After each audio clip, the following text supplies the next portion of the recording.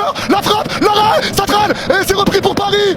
Oh là là, quelle occasion pour Chelsea, mais là ça part en contre, et ça lance Dembélé. Allez Dembélé, il part tout seul, Dembélé, place, au 30 mètres, Dembélé entrée de surface, crochet Dembélé, il y a un du coup à jouer, crochet Dembélé, la frappe. La frappe.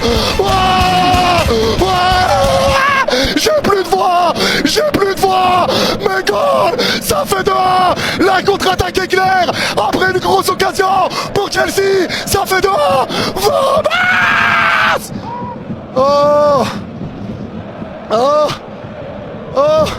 Quelle contre-attaque,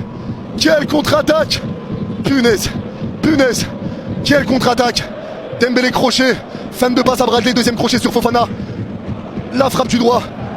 Dis Paris Saint-Germain, active le mode méchant. Ils sont revenus en pétard. Ils sont revenus, ils ont pas du tout aimé les commentaires négatifs autour d'eux lors de ces dernières semaines. Avant toute chose, venez sur Twitch à 23h30, le lien il est en bio. On va débriefer avec la famille, vous connaissez, Abdé Ben Baker et So, ça va péter. Et en fait, c'est Chelsea qui en a fait les frais. Ils ont gonflé les pecs, ils nous ont fait croire que, ouais, mais en fait, c'était pas un accident. La Coupe du Monde des clubs était bel et bien un accident. Et les pendules ont été remises à l'heure, en fait. Et quand ils sont dans celle-là, en vrai, mode Ligue des Champions comme l'année dernière, 2025-2026, ça peut que faire mal. Gvara, qui a tout simplement fait un match exceptionnel, doublé. De toute façon, lui, il a dit, hein, la Ligue 1, c'est pas son problème. Lui, il est en mode Ligue des Champions. Si t'es pas content, t'es pas content. Mais là, il est en mode Ligue des Champions. Bradley Barcola, c'est lui qui a dynamité l'attaque du Paris Saint-Germain dans les premières minutes. En fait, lui aussi, il a réglé la mire, il a réussi à marquer le premier but. Mais pour moi, le fautif côté Chelsea, c'est Jorgensen. Qu'est-ce qu'il nous a fait? Alors qu'il y avait 2-2, on s'est dit, vas-y Chelsea, ils sont venus faire un coup, ils vont encore faire le coup.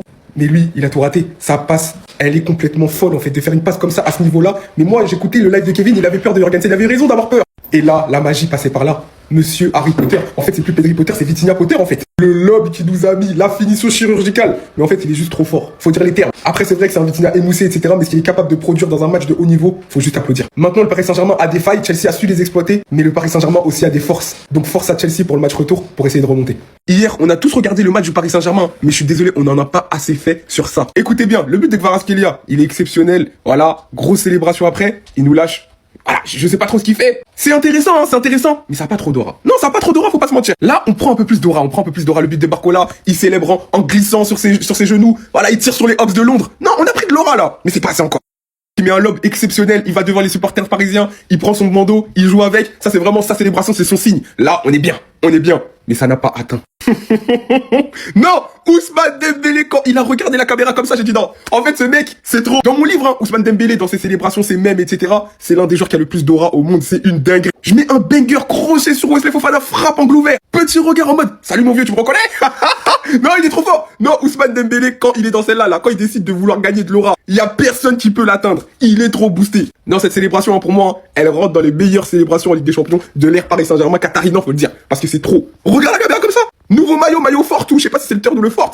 Non, franchement, merci pour les travaux, Ousmane. Les gars, ça a tiré au quartier. 1 bastos, 2 bastos, 3 bastos, 4 bastos, 5 bastos. Les mecs de Londres, ils ont couru. Énervez-nous encore. Allez-y. Énervez-nous encore. Collez les fronts. On va tirer encore. C'est bon ou pas? En fait, les gars, de base, hein, je voulais rester humble. Je voulais vous dire, les gars, parisiens, parisiennes, restons humbles.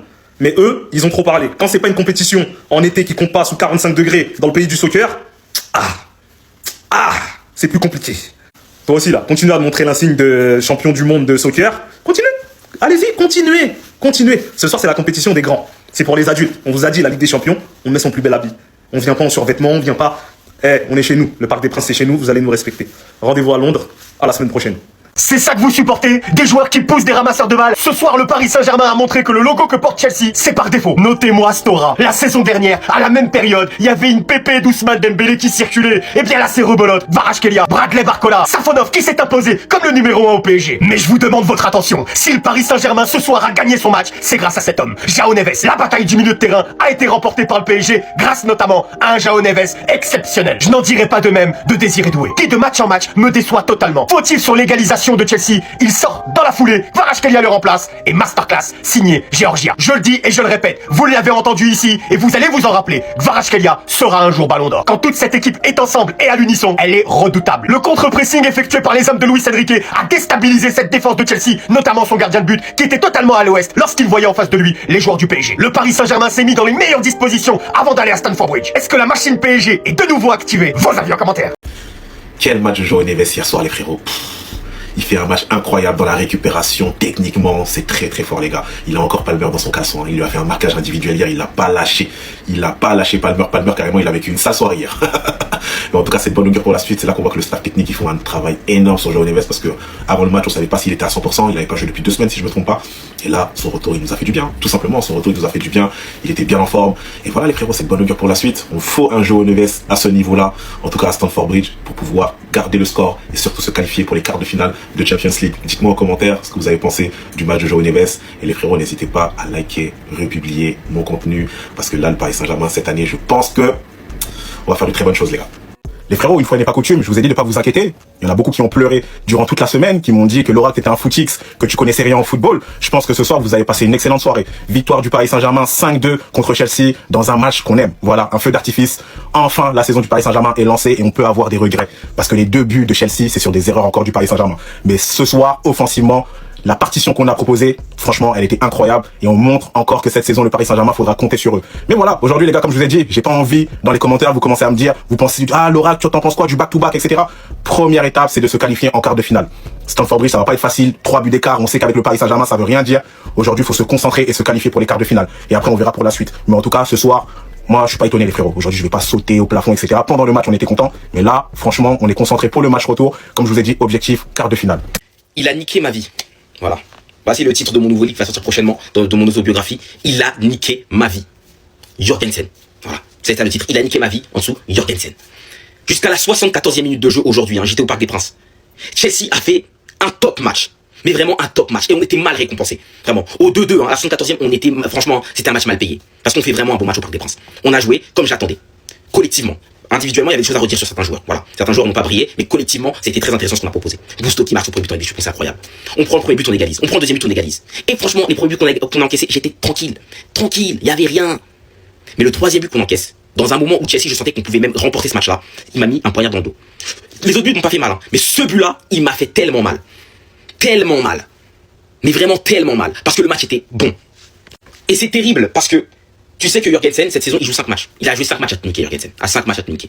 Avant le match face à Arsenal, Sanchez était titulaire. Sanchez fait une top saison à Chelsea. Il s'est loupé face à Arsenal, c'est vrai, il s'est loupé, il n'y a pas de souci. Mais il fait une top saison à Chelsea.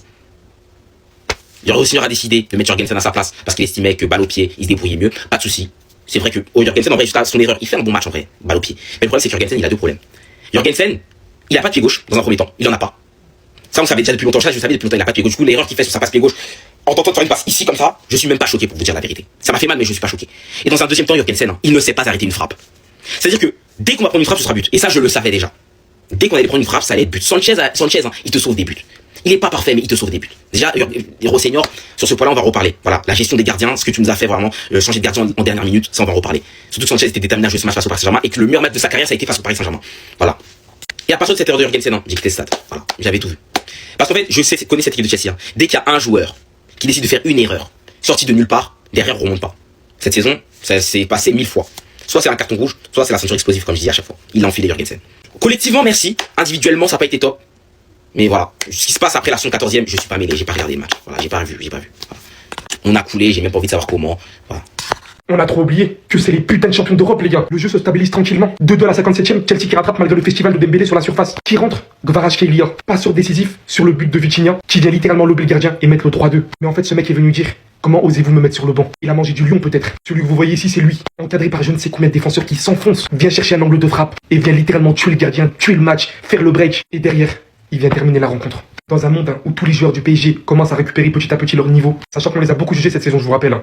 Mais jamais on les a vus à 100%, en plein effectif comme la dernière saison. Et là on voit bien hein, que ça fait rapidement la différence. Le leadership de Dembélé par-dessus qui continue, digne du ballon d'or qu'il est, sur son deuxième but. Non Chelsea, hein, vous aviez trop parlé lors de la finale de la Coupe du Monde des clubs. Pensez que ces mecs n'aurait pas eu de rancune après cela, même si c'est une compétition totalement différente, fallait pas parler. Les gars, écoutez-moi bien, je vous parle très sincèrement. J'ai attendu ce match toute la semaine. Toute la semaine, j'attendais PSG-Chelsea. J'étais persuadé que Chelsea allait prendre le PSG et allait les tordre de tous les côtés, dans toutes les parties du terrain. J'étais persuadé, j'étais sûr. Avec la forme du moment de Chelsea, j'étais sûr et certain que le PSG allait se faire botter les fesses. J'avais préparé mes vannes, j'avais préparé des blagues, j'avais fait des captures d'écran, j'avais un dossier, j'avais préparé. Mais à aucun moment j'aurais pensé que le plus mauvais finisseur de l'histoire de la Ligue 1 allait marquer un banger.